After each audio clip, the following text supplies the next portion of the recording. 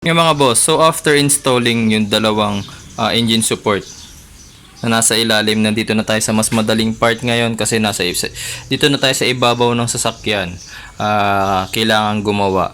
Tapos dalawa na lang din yung remaining supports natin. So itong isang to, ang para dito sa side na to, ito yung papalitan natin.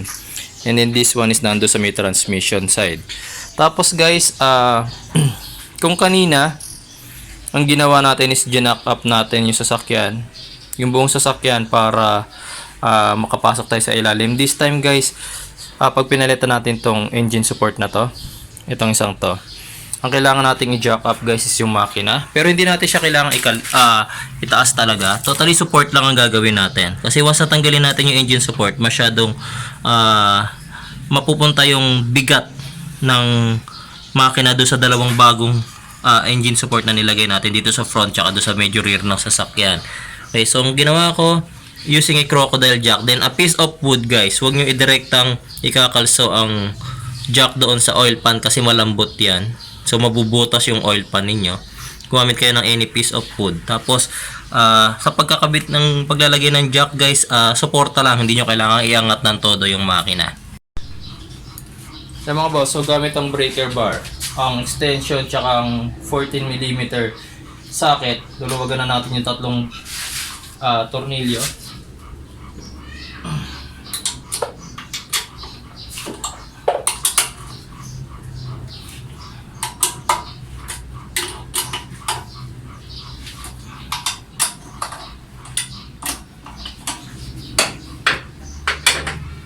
At itong nasa gilid ng engine support natin, luluwagan na rin natin yan.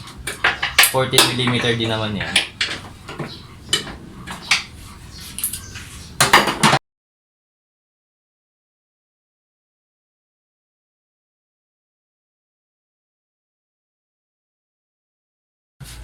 So meron pa rito sa kabila 19mm yan. Kaso nakaharang itong ating dryer. So kailangan ko yung iangat. Meron ditong 10mm bolt. Naluluwagan ko lang guys para maiangat ko itong dryer na to.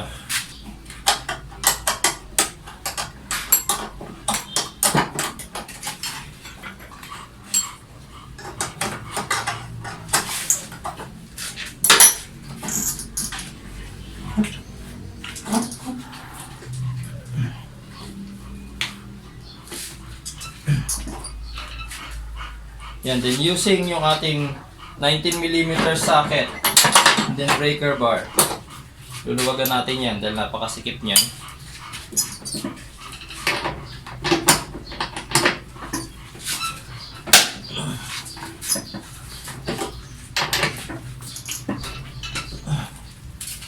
Sisatanggal na natin guys yung nut. Pwede na natin pupukin yung bolt para lumabas. So ikabit lang muna natin yung kanyang nut ang pabaliktad. Tapos yung nut yung pupukin natin para hindi madamage yung bolt. So medyo naipit yung bolt habang inuhugot ko. So kailangan ko itaas ng konti ngayon yung jack para mayangat niya ng konti yung makina.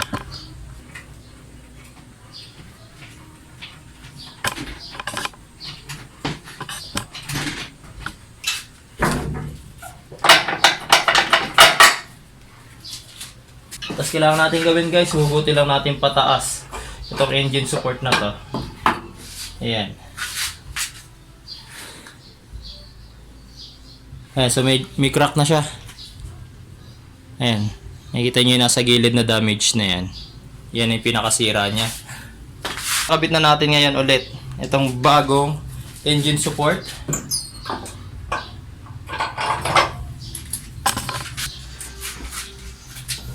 Guys, kapag hindi nyo maipasok yung mga bolt, tulad dito hindi ko maipasok yung bolt, medyo iangat or ibaba ninyo yung jack para umalay ng konti yung makina. So this time guys, kailangan ko siguro siyang ibaba dahil hindi ko maipasok yung bolt. Yun guys, so naipasok na natin yung bolt dito sa ating engine support. So bago natin ilagay yung kanyang nut, lagyan muna natin ng thread locker.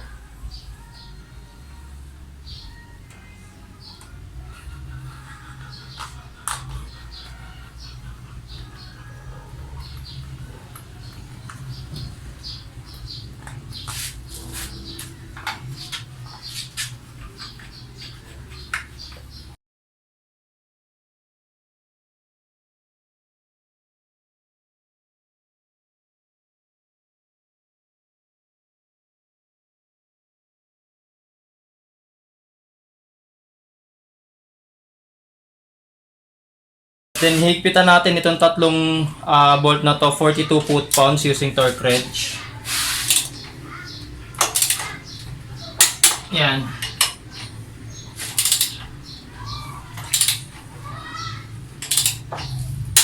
Next.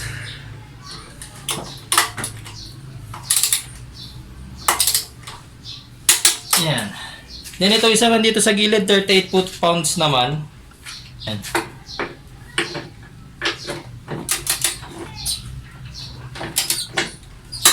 Yan. Tapos yun nandito guys, yung 19mm nut na nandito is 72 foot-pounds dapat.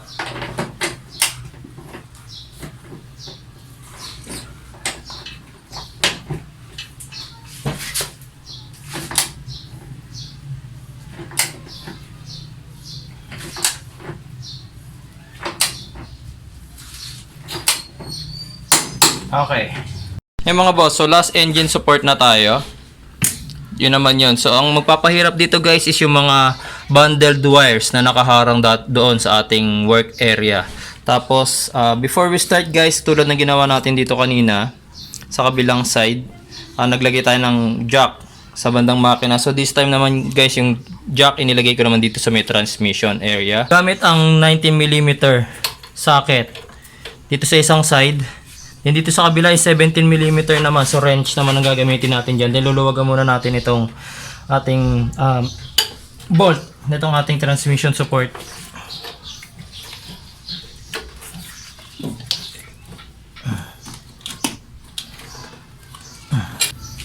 And guys, hindi ko muna tatanggalin ng tuluyan yung nut. So using a hammer guys, pupupukin ko muna ulit para lumabas ng konti yung bolt. Ang problem guys, makikita nyo, hindi ko mahugot ng tuluyan yung bolt kasi medyo nakaharang yung charcoal canister. So hinihila lang naman yan pataas.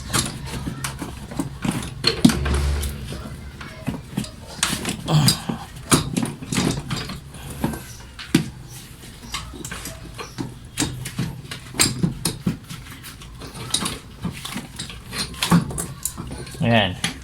Pag natanggal nyo na yung charcoal canister, mahuhugot nyo na yung bolt. Yan guys. So para ma-access natin yung apat na bolt na nag-hold dun sa ating huling engine support, dun sa transmission support natin. Dito sa ating right wheel, maganda i-turn nyo yung gulong nyo all the way to the right. Tapos ito makikita nyo yung mga butas na yan. Mga rubber yan. Sungkitin nyo lang yan ng screwdriver para matanggal. Ayan. So makikita nyo nasa loob yung mga bolts na kailangan natin luwagan. Ayan.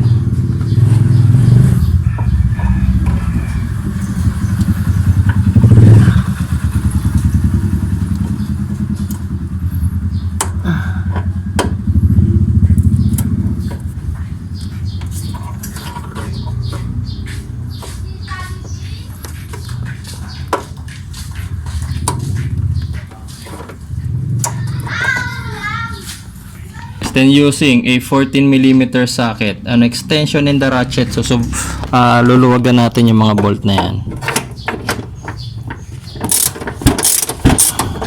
Kailangan guys, kapag hinugot nyo yung ratchet and socket kasama, na makuha ninyo is yung bolt. Ayan. Dahil pag nahugot yan at nalaglag doon sa loob, medyo mahirap-hirap yung kunin. Tanggal na natin yung apat na bolt.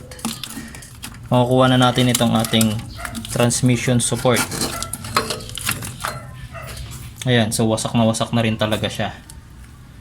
Talagang nalaglag na halos siya doon sa kanyang position. Before natin ikabit itong bagong transmission support, so ang ginagawa natin kanina, di ba, lahat ng bolts is nilalagyan natin ng thread locker. Ang problema guys, since medyo mahirap yung pagbabalik ng bolt na to, at baka malaglag pa siya doon sa pinakaloob ng ating kaha ng ating kotse, ang mga i-advise ko guys, ang lagyan nyo ng thread lockers ito. Ayan, yung mga threads nitong mismong engine support natin or transmission support. Unang trick na pwede kong maituro sa inyo para hindi mahirap mailagay ito is ilusot nyo muna tong bolt nya doon sa pinakabutas.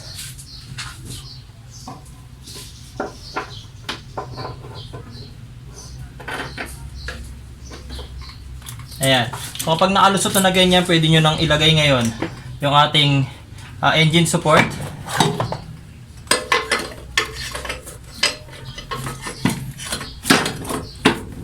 Yan, tapos unti-unti guys, sisikipan ninyo yung bolt.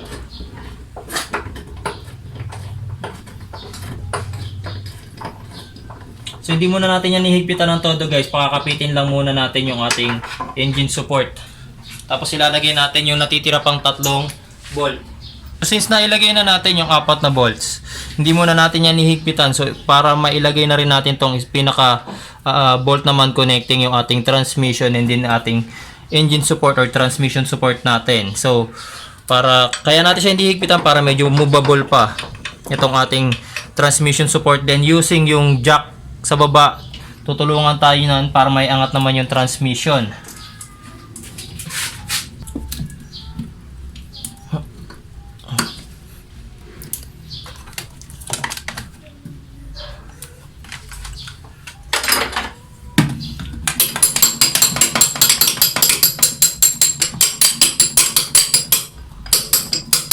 So after several times na ginawa kong pagtaas at pagbaba ng jack, kaya medyo na-align ko na siya. Since naipasok ko na yung mismong bolt doon sa ating transmission support, pwede na natin higpitan yung 4 na bolt dito naman na nakakapit sa body ng ating kotse. Guys, hihigpitan natin ang 4 na bolts na yan using torque wrench 42 foot-pounds.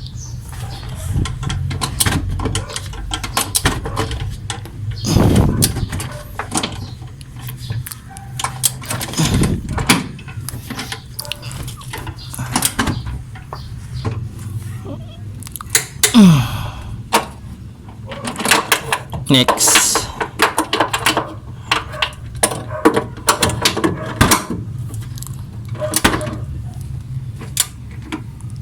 Okay.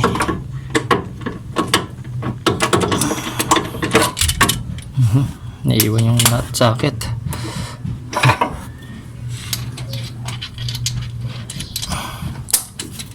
Next bolt tayo guys.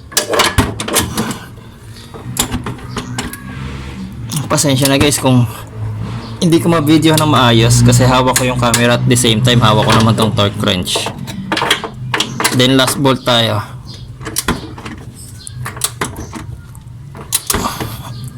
Yeah. Guys, make sure lang na after natin mahigpitan yung mga bolts nito is balik natin itong mga rubber cover na to. Protection niya ng body ng ating kotse from water para hindi pasukin niya ng dumi tsaka ng tubig. Okay guys, so last bolt na lang guys ang ating kailangan higpitan. Itong bolt na to.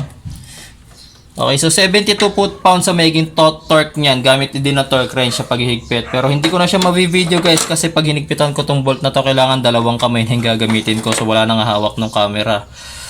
Yung isa kasing kamay ko para sa right wrench para pigilan yung pag-ikot ng kabilang bolt, tapos yung isang kamay ko naman panghawak ng torque wrench para mahigpitan naman itong nut na to. Okay, so mga magtatanong nga pala guys kung magkano yung mga engine support na nabili ko. So iba-iba ang presyo niyan.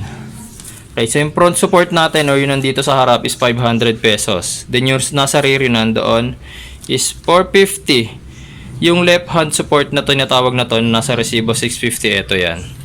Then yung ating transmission support is nandito. So alternator belt to, itong nasa baba. So disregard nyo na yan. Di yan kasama sa computation. Tapos bumili pala ako kahapon ng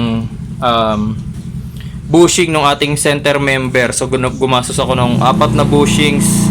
Bale 75 ang isa. So 300 yon. So 2,430 less 180. 350 to 250. Plus 300. So bali 2,550 guys ang ginastos ko na para sa pyesa ng pagpapalit ng mga engine support natin. Tapos kung mag-DIY kayo, so makakatipid na lang kayo para sa labor cost ng inyong pagpapalit ng engine support. So guys, maraming salamat po sa panonood, and I hope na sa video na to natutunan nyo kung paano magpalit ng engine support. Medyo mahirap lang guys kasi lalo na pag bago yung mga engine supports nyo, yung pag-align nung engine support dun sa mismo mga brackets, tapos ipapasok nyo yung bolt, yun yung medyo mahirap. So kailangan diskarte sa pag-angat at pagbaba ng jack, tapos konting diskarte rin sa pagpasok ng tornilyo. Yung maipapasok nyo rin yan na maayos. So pinakamahirap talaga yung nasa ilalim, kasi iilalim kayo sa sasakyan. So yun lang guys, and maraming salamat po sa panonood, and kita-kita po tayo sa susunod ko pong videos.